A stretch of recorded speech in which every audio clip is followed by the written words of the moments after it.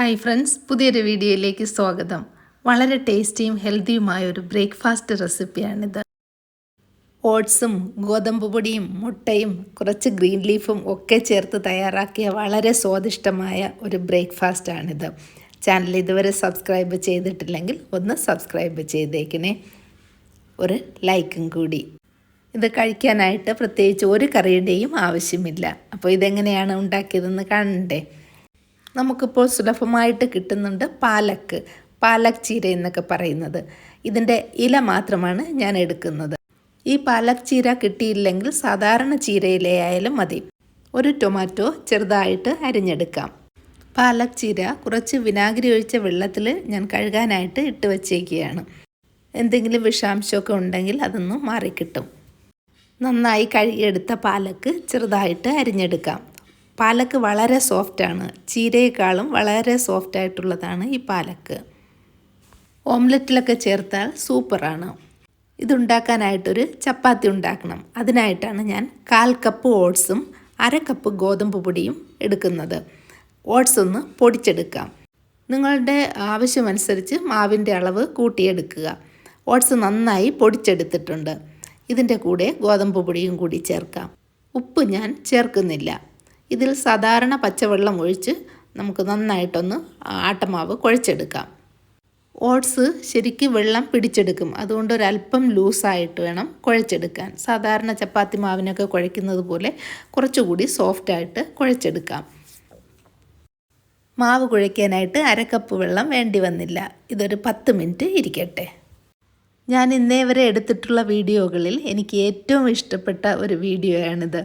ആ പരസ്പര സ്നേഹം കാണുമ്പോൾ തന്നെ എന്തൊരു ഹാപ്പിനെസ്സാണ്. എത്ര പ്രായമായ ആൾക്കാരാണെന്ന് കണ്ടോ. ഇപ്പോൾ നമ്മുടെ ചപ്പാത്തി മാവൊക്കെ നല്ല സോഫ്റ്റായിട്ടിരിക്കുകയാണ്. ഇനി ഇത് 2 ചപ്പാത്തിക്കുള്ള മാവുണ്ട്. ഞാനിപ്പോൾ ഒരു ചപ്പാത്തിയാണ് ഉണ്ടാക്കാൻ പോകുന്നത്. ഒരു ചപ്പാത്തിക്ക് വേണ്ട ടൊമാറ്റോയും പാലക് ചീരയുമാണ് നേരത്തെ അരിഞ്ഞു വെച്ചത്.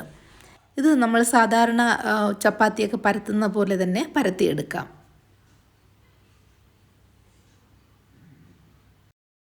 ചപ്പാത്തി കല്ല് നല്ലതുപോലെ ചൂടാക്കിയിട്ട് ചപ്പാത്തി നമുക്ക് ചുടാം. മിക്കവാറും എല്ലാ വീടുകളിലും ഓട്സൊക്കെ ഉണ്ടാവും. എന്നും ഓട്സ് വെറുതെ കാച്ചി കുടിക്കുന്നതിനേക്കാളും ഇങ്ങനെയൊക്കെ ചപ്പാത്തിയിലോ അരിപ്പൊടിയിലോ ഒക്കെ ഇട്ട് എന്തെങ്കിലുമൊക്കെ ഉണ്ടാക്കിയാൽ നമുക്കത് കഴിക്കാനും ടേസ്റ്റാണ്, ഒരു ബോറ് തോന്നുകയില്ല. ചപ്പാത്തി തിരിച്ചും മറിച്ചുമിട്ട് ജസ്റ്റ് ഒന്ന് വേവിച്ചെടുത്താൽ മതി. ഇനി വേണ്ടത് 2 മുട്ടയാണ്. ഇത് നമ്മൾ ഓംലെറ്റ് പോലെയാണ് ഉണ്ടാക്കുന്നത്. ആവശ്യത്തിനുള്ള ഉപ്പ് ചേർക്കാം. ഒരല്പം മഞ്ഞൾപ്പൊടി കൂടി ചേർക്കാം.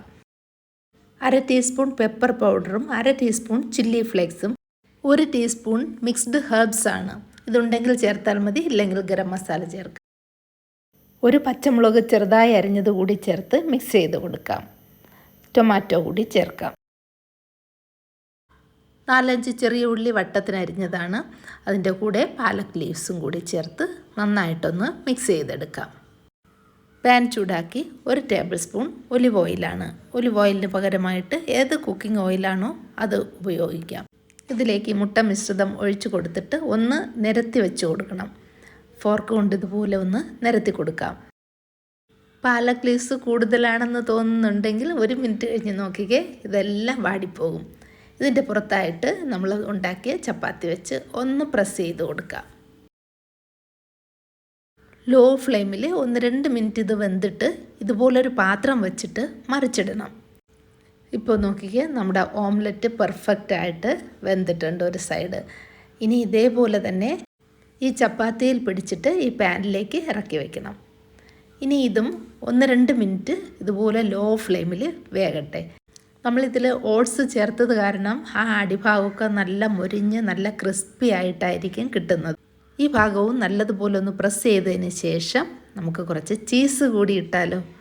ചീസ് എപ്പോഴും എനിക്ക് ഭയങ്കര വീക്ക്നെസ്സാണ്. ഞാനതുകൊണ്ട് പിസ്സ ആയാലും നല്ല ചീസൊക്കെ ഇട്ടാണ് ഉണ്ടാക്കുന്നത്, കഴിക്കാൻ ഇഷ്ടപ്പെടുന്നതും. ഇനി ഇത് 1-2 മിനിറ്റ് ഒന്ന് അടച്ച് വയ്ക്കാം. ലോ ഫ്ലെയിമിലാക്കി വയ്ക്കണേ. ഇപ്പോൾ 2 മിനിറ്റ് കഴിഞ്ഞിട്ടുണ്ട്. നോക്കിക്കേ, നമ്മുടെ പിസ്സ തന്നെ തോറ്റുപോകും, അത്രയ്ക്ക് ടേസ്റ്റാണിത്.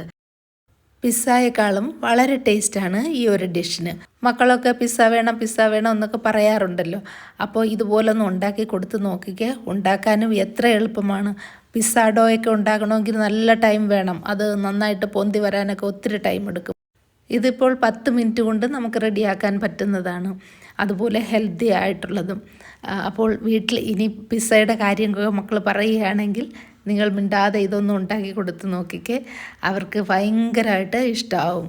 അവധി ദിവസങ്ങളിലും സ്കൂളിൽ പോകുന്ന മക്കൾക്കൊക്കെ ടിഫിനിലൊക്കെ കൊടുത്തേക്കാൻ പറ്റിയതാണ്. അതുപോലെ കോളേജ് ഗോയിങ് സ്റ്റുഡൻസിനൊക്കെ ഭയങ്കര ഇഷ്ടമായിരിക്കും. ഞാനിത് ബ്രേക്ക്ഫാസ്റ്റ് ആയിട്ടാണ് ഉണ്ടാക്കിയിരിക്കുന്നത്. ഇതിൻ്റെ കൂടെ ഒരു ഗ്രീൻ ടീയും കൂടി. ട്രൈ ചെയ്യുക, എല്ലാവർക്കും ഇഷ്ടമായിരിക്കും. വീഡിയോ നിങ്ങൾക്ക് ഇഷ്ടമായെന്ന് വിചാരിക്കുന്നു. ഇഷ്ടമായെങ്കിൽ ലൈക്ക് ചെയ്യുക, ഷെയർ ചെയ്യുക, കമൻറ്റ് ചെയ്യുക. സബ്സ്ക്രൈബ് ചെയ്യാൻ മറക്കരുത്. വീണ്ടും പുതിയൊരു വീഡിയോയിലൂടെ കാണാം. Thank you for watching mother's cooking lab.